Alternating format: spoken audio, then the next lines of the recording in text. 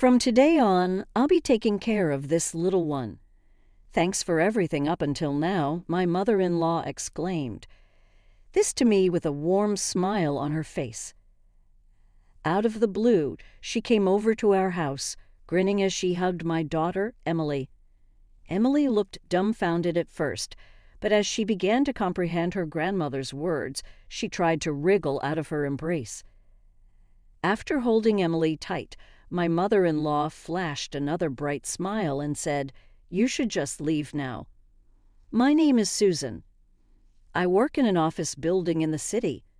I'm a working mom. The building I work in isn't huge, but it's bustling because it houses more than just our company. I always find myself chatting with women of my age group, so I have many friends in the building. I've been recognized for my work in the accounting department and lead a fulfilling life. When I get home, my husband, Paul, and our 11-year-old daughter, Emily, are there. Paul and I manage our busy schedules, sharing household chores and childcare responsibilities. He genuinely cherishes both Emily and me. However, our blissful days started to change little by little. Paul tends to impose his own likes and interests on Emily. At first, it was soccer. It's one thing if Emily wants to play, but it felt forceful when he'd only let her play soccer even though she'd rather play in the sandbox. Yet as she grew older, Emily became a soccer-loving girl who could stand toe-to-toe with her male classmates. Of course, she dreams of making her mark as a female soccer player in the future. I've become one of her biggest fans. But Paul's enthusiasm seemed to last only in the early days. Lately, he's all about swimming. Girls should definitely try swimming. Maybe synchronized swimming could be good, he said during dinner. Emily made a face, clearly perplexed. But Dad, I love soccer. I find it more fun than swimming and I want to do it even more. Soccer is cool, sure, but why would you, a girl, want to play a sport typically considered for boys? A palpable tension runs between the two of them at times like these. I always struggle with when I should intervene. Emily has her own thoughts, so I'm torn whether it's right to interrupt and end the conversation. Emily talks back to her father. Gender doesn't matter right now. Soccer is fun, and pursuing it is my dream. You've been playing soccer so much, you've gotten quite toned. You're tanned and look like a boy. Don't women need to be slim to be attractive? If you were swimming, you wouldn't have to worry about tanning, he said. Emily is taken aback by his condescending remarks. I immediately scold my husband. How could you say that to our daughter? Her physique is proof of the hard training she's been doing. Just because she's our only daughter, even though she's training so hard, she's still a girl. What's going to happen if she ends up being a muscular woman with a small chest? Isn't that sad? Why can you say such horrible things? Shocked, Emily falls silent. I yelled at my husband even louder than before, but he doesn't seem to realize he's being insensitive about female soccer players. Sure, the teams are co-ed now, but our competition is mostly men.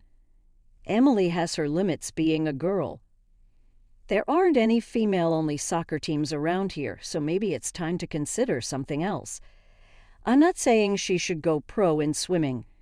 Isn't it normal for girls to have swimming lessons? Enough. Emily storms out, knocking her chair back, and from today on, I'll be taking care of this little one. Thanks for everything up until now, my mother-in-law exclaimed. This to me with a warm smile on her face. Out of the blue, she came over to our house, grinning as she hugged my daughter, Emily. Emily looked dumbfounded at first, but as she began to comprehend her grandmother's words, she tried to wriggle out of her embrace. After holding Emily tight, my mother-in-law flashed another bright smile and said, "You should just leave now. My name is Susan. I work in an office building in the city. I'm a working mom. The building I work in isn't huge, but it's bustling because it houses more than just our company. I always find myself chatting with women of my age group, so I have many friends in the building. I've been recognized for my work in the accounting department and lead a fulfilling life. When I get home, my husband, Paul, and our 11-year-old daughter, Emily, are there.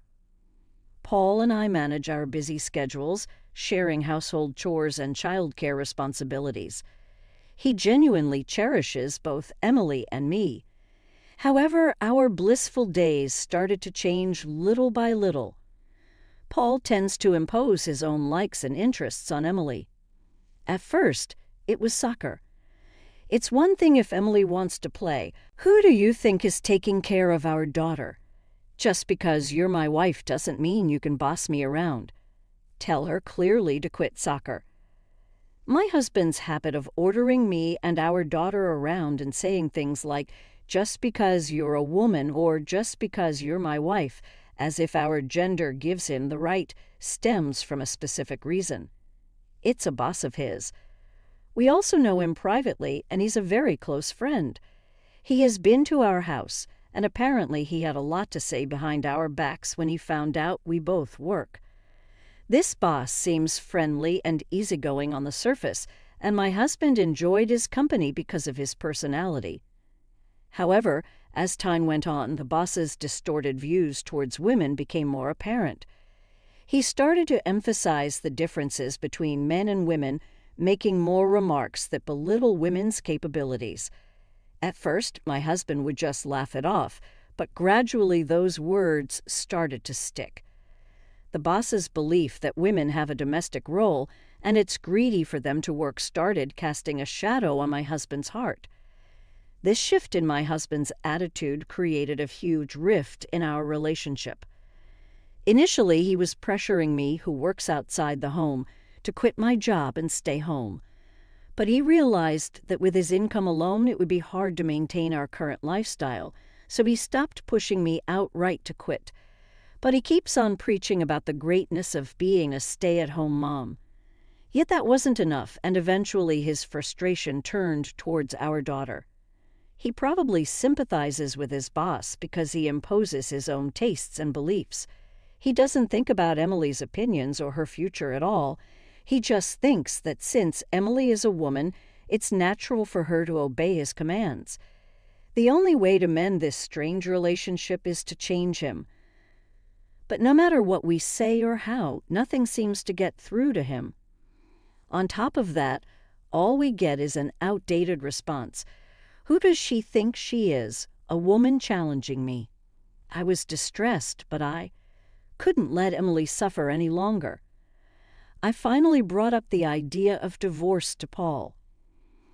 I want to distance myself from you for Emily's future, I said, but he was vehemently against it. This is why women are so foolish. If you really had Emily's future in mind, you'd know it's a bad idea to divorce a breadwinner like me. With rising college expenses, do you really think you can support her all by yourself? You're just too dumb. I'll guide you properly, so just shut up and follow, he said. This with an angry expression. His words were filled with confidence, as if he believed he was completely in the right. I've reached my limit. Taking a deep breath, I faced him. Yes, our income will decrease, and preparing for college will be hard. But above all, I can't leave Emily by your side any longer. You don't think about her future at all. You just want to control her, don't you? This is the prime time of her life, and it's unfair for her to be dominated by her father. That's why I think we should part ways. I don't expect Emily to become a professional athlete, nor do I think she absolutely can't make it. I just want to support my daughter in pursuing what she loves. And you, who disrespect our daughter's dignity, are nothing but harmful. I believe it's my duty to provide an environment where Emily can safely explore her potential. Don't just casually bring up divorce. If you want to leave, then just go on your own, I said. You're telling me to leave. When did I say that? And how do you plan to live with Emily if I do? Going to call your mom. Paul crossed his arms, remaining stubborn. But when I stood my ground, his expression quickly turned smug. "It's your fault for mentioning divorce. I should just call my mom now and let her discipline you." Paul acted immediately. He called his mother, who lives nearby. "Hello, Mom. Look, I'm in a bit of a bind. Susan suddenly mentioned getting a divorce. I'm just as shocked. I hate to ask, but can you come over and set her straight? You're a woman too. Dad must have set you straight before, right? So you can do the same for Susan," he said loudly enough for everyone to hear. Most of what he said was blaming me for being selfish. It's quite sickening to hear him talk to his mother in that way. Regardless, my mother-in-law replied, "I'm on my way."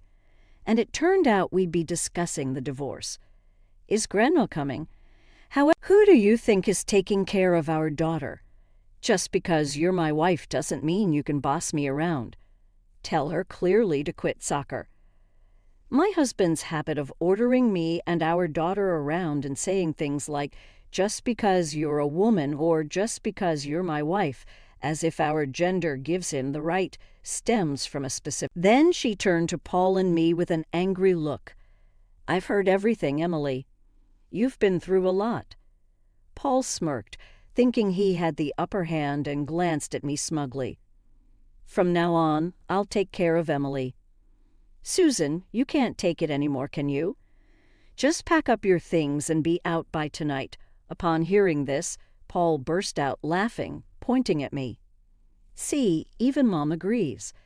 If you apologize now, I might forgive you. How dare you, a wife, defy your husband like that? Say you're sorry." At this, Emily jumped out of her grandmother's embrace.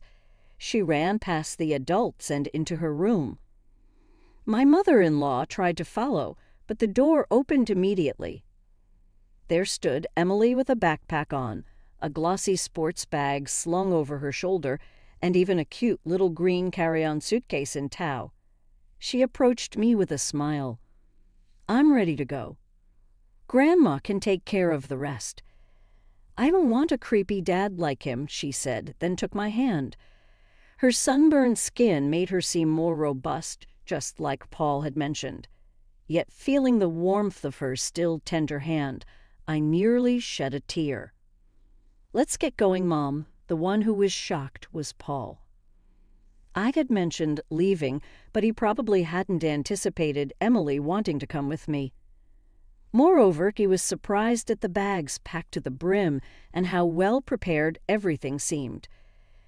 "What are you talking about, Emily? You can stay in this house. What we don't need is a nagging mother, right? I'm going to kick out her, and Grandma will come in your place. I'm going to take you to swimming lessons next time, so calm down, all right?"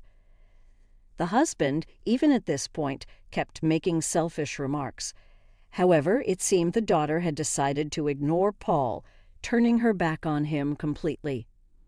Suddenly, the mother-in-law interjected with a puzzled look.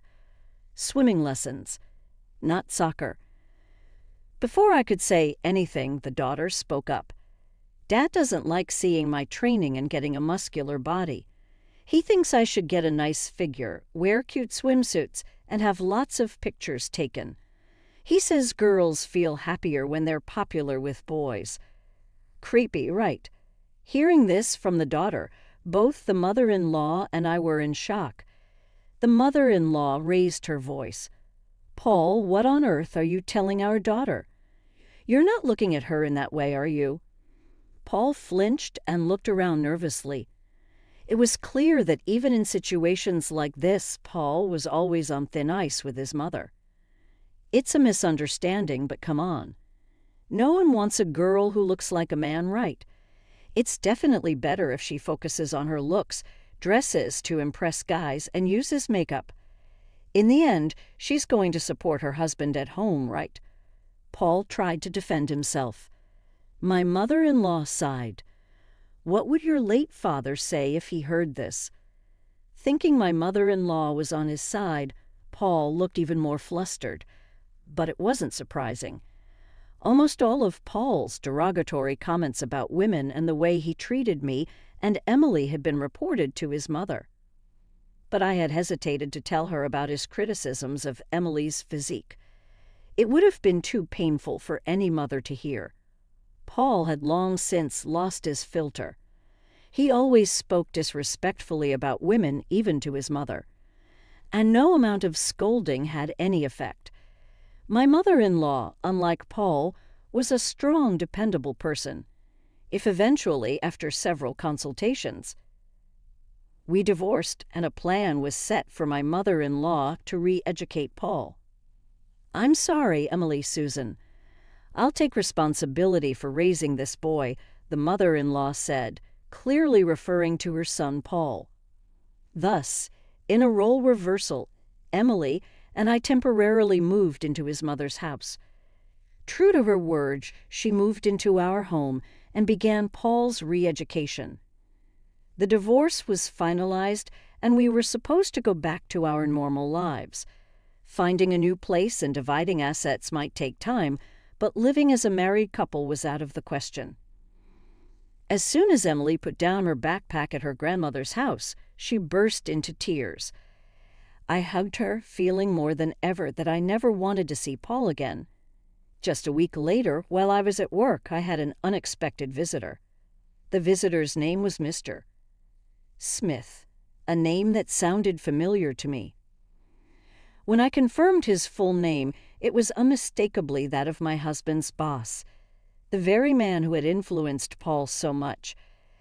I was shocked and wondered why such a person would come to my workplace. Yet I headed to the lounge booth within the office building. We have limited space for guests at our company, and it was currently being used for meetings with other clients. When we run out, we often borrow common areas within the building for major negotiations. We might rent out a separate meeting room. Most of our walk-in visitors are salespeople, so I asked him to wait in the lounge. But it wasn't just Mr. Smith there. Paul was there too. Apparently, they had both taken a detour from their field sales to visit me. We can't talk properly at home with my mother around. "Figured you'd take us seriously at work," Paul said. It seemed my husband, knowing I had his mother on my side, brought his idolized boss. What he wanted to say was the same old line: "You need to settle down and listen to me. Heads of households should have the final say. You know, women are just an accessory to men. Dressing up nicely is a given. Thinking they can compete with men in sports or anything is presumptuous, man. I'm far from perfect, can't discipline my unruly wife or daughter, Mr. Smith. I really need your help." Looking at my husband laughing and acting smug, I was getting a headache. To make matters worse, he said he would never approve of Emily's soccer and assumed I might as well quit my not-so-important job. The issue was Mr. Smith sitting next to him, grinning at my discomfort, backing up every word Paul said. There wasn't Paul's mother here to take my side. I was being interrupted at work and grappling with how to handle them. Their harsh words paralyzed me. I was holding back from snapping at them, fearing things might escalate to violence. I could feel my eyes burning with tears. I was just grateful Emily wasn't here to see this. I wouldn't want her to see her father with such a scornful expression. I was contemplating leaving without a word when someone spoke to us. "Isn't that Mr. Smith from AB Company's sales department? What are you guys up to?" Both men turned around and in unison quickly stood up. An older gentleman was standing there. He was well-dressed and clearly held a position of authority. Beside him was a woman, perhaps his aide or secretary. From the disdainful look she gave Paul and Mr. Smith, it was clear she had heard their conversation. "Mr. Miller, what brings you here?" "My office is on the 3rd floor. You guys usually visit the branch office's conference room for sales. I guess you might not be interested in knowing this, but it might be useful for you to remember whether you're visiting the branch or the headquarters." At the sound and content of the man's chilling voice, Paul and Mr. Smith were left speechless. their faces pale as ghosts. The man was a business owner on the 3rd floor of the office building. If he didn't have meetings or appointments, he'd be over here, and I've seen him a few times before. The CEO remembered me and had been secretly listening to the intense conversation between us in the lounge. It wasn't until his secretary mentioned it that he realized Mr. Smith was a sales rep from one of their partners. "Heard she's your wife, huh?" To act that way towards a woman and kids, was that young sales guy with you, Mr. Smith? Hand over your business card now. The CEO then collected business cards from both of them, casting a disdainful look at the trembling pair. After all, they had been working in a conference room so grand one could mistake it for the CEO's office of a headquarters. I found out later that Paul's company had stirred up a massive commotion, like poking a hornet's nest. "We'll have to reconsider our partnership with you. Please, I beg of you. I was just disciplining my not-so-competent wife. We won't cause any trouble for your company." Forgot that most of our consumers are homemakers raising kids. Even if it's someone outside the company, being associated with someone of such beliefs would hurt our image. "Just get out of here." Paying no attention to me, my ex-husband and his boss kept apologizing. But even their desperate pleas reeked of misogyny, and the CEO remained stern. I wasn't in a position to defend them, so I just watched. Perhaps due to the commotion, various office workers were giving the two cold stares. Eventually, the two were chased out of the building like flies. Later on, the CEO did reduce and eventually cut off all business dealings with my ex-husband's company. Rumors also spread about their behavior, causing many clients to back out, and the company removed the two from their sales positions. They lost trust from clients and within their company, ending up in positions where they were given no significant tasks. As for me, since that incident, the CEO has personally introduced me to some top-notch divorce attorneys, and we've kept in touch. I was advancing with custody investigations with his support, juggling work matters concerning Emily and all procedures. They were tough, but with legal support, I was able to handle things more calmly. However, one day my ex-husband and Mr. Smith showed up at my workplace again. "Please get Mr. Miller for me. Help me out," they pleaded loudly. I didn't feel as intimidated by them as I used to. It wasn't that they had changed, but rather that I had grown capable of taking their words calmly. Whispers and murmurs of surprise emanated from my colleagues towards the two who waited outside. This is going to cause problems for other companies too. Eventually, I had no choice but to call the police. When they arrived, my ex-husband, Paul, got aggressive and was taken away. Thankfully, no one got hurt, and while he wasn't arrested, the ostracization within the company intensified. Paul, once seen as a potential star in sales alongside Mr. Smith, couldn't bear the shame and chose to resign early. As for Smith, his attitude didn't change. In fact, his behavior worsened due to his dissatisfaction with how he was treated. He brazenly started to slack off at work, arguing it was the company's fault for not giving him work. Furthermore, his aggressive behavior and misogynistic comments increased, and it seems he eventually faced a lawsuit from female colleagues. Later on, through the grapevine, I heard Mr. Smith sought legal help. However, when a female attorney listened to his story, he spewed outrageous comments like, "Get me a male attorney," or "How can a woman be an attorney? How much did you pay? Maybe you're paying with your body," leading him to be banned from that law firm. I was transferred to a new branch of my company. Given that my ex-husband knew my whereabouts and being a single mother had its challenges, I was moved to a department that prioritized a more child-friendly work environment. I couldn't move too far because of Emily's school and soccer team. I didn't want to change her environment entirely. Fortunately, the new location was just a few subway stops away, so as long as I was careful, I wouldn't run into Paul. Working in this new environment was quite stimulating for me. I could ensure time at home to chat with Emily, feeling fulfilled in both my work and personal life. Emily still passionately played soccer every day. I'm so happy to fully support her dreams. I decided to occasionally meet with Paul's mother.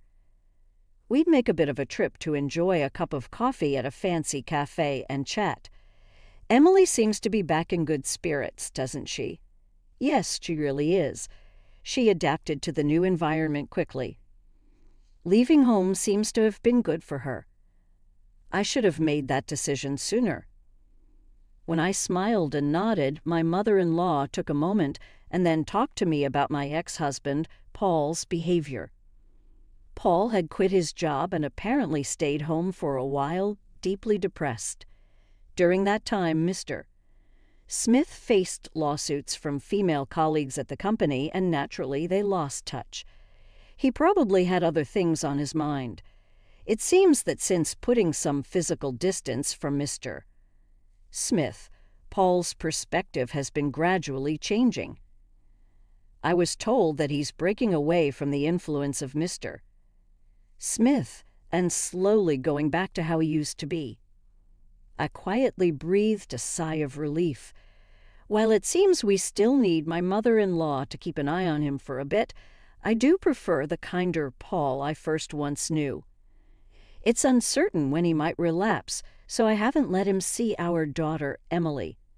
Any exchanges are done through lawyers or Paul's mother, avoiding direct contact. I won't ever say you should remarry him. If he's truly remorseful, he'd feel too guilty to even ask for it. You've got Emily to consider, too. You both should prioritize your own happiness, Paul's mother concluded. With that, I had always known she was dependable, but with this matter, I realized how invaluable she really is. Regardless of my history with Paul, I want to have a good relationship with her as an individual. When I expressed this, she got teary-eyed but agreed shyly. We're planning to watch a soccer game together. Emily has been selected as a regular player among the seniors, so we're going to cheer her on with all we've got.